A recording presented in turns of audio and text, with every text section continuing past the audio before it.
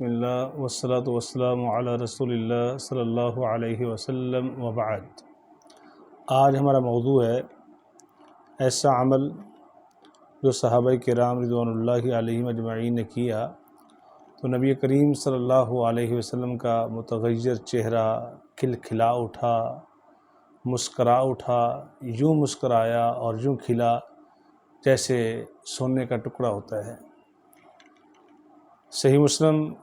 1017 number حدیث ہے۔ سیدنا جریر بن عبداللہ رضی اللہ تعالیٰ عنہ بیان کرتے ہیں کہ ہم نبی کریم صلی اللہ علیہ وسلم کے پاس تھے۔ جاءہ قوم حفات عورات، ایک قوم آئی ننگے پاؤں، ننگے جسم، پورا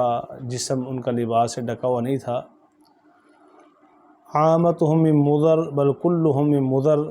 اکثریت ان کی مضر قبیلے سے تھی، بلکہ صحابہ کرام رضوان اللہ علیہم اجمعین بیان کرتے ہیں کہ اکثر و بیشتر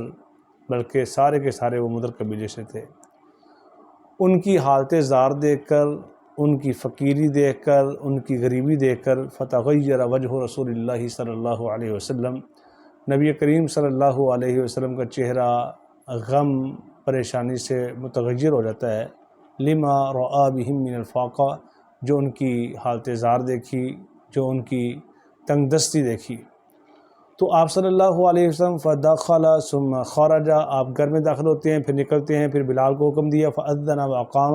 اس نے اذان کہی اور اقامت کہی، فصلی، پھر آپ نے نماز پڑھائی، ثم خطب، پھر آپ نے خطبہ ارشاد فرمایا، یا ایھا الناس اتقوا ربکم، اے لوگو اپنے رب سے ڈریے، الذی خلقکم من نفس واحدہ، جس نے تم کو ایک ہی نفس سے پیدا فرمایا ہے۔ یعنی یہ لوگ بھی اوپر جا کر اور تم بھی اوپر جا کر تمہارا باپ دادا ایک ہو جاتا ہے، تو اتقوا اللہ، اللہ سے ڈریے، ولتنظر نفس ما قدمت لغد، ہر نفس دیکھے کہ اس نے کل کے لیے کیا بھیجا ہے۔ مقصود یہ تھا کہ آپ ان بھائیوں کا تعاون کریں۔ تو پھر ایک آدمی اٹھتا ہے، تصدق رجل من دینارہ ورجل تصدق من درہمہ ومن ثوبہ ومن صاع برہ، کوئی درہم سے، کوئی دینار سے، کوئی کھجوروں سے، کوئی گیہوں سے صدقہ کر رہا تھا۔ حتیٰ کہ آپ نے فرمایا وَلَوْ بِشِقِّ تَمْرَةٍ، کسی کے پاس آدھی کھجور ہے تو وہ بھی پیش کرے۔ تو پھر ایک آدمی آیا انصار میں سے، اس کی جو تھیلی تھی اس کے اندر درہم و دینار اس قدر زیادہ تھے کہ اس کی یہ تھیلی اس کو اٹھانے سے عاجز آ رہی تھی۔ پھر اس کے بعد لوگ جو ہے وہ کثرت کے ساتھ صدقہ لے کر آئے، جو کسی کے پاس تھا،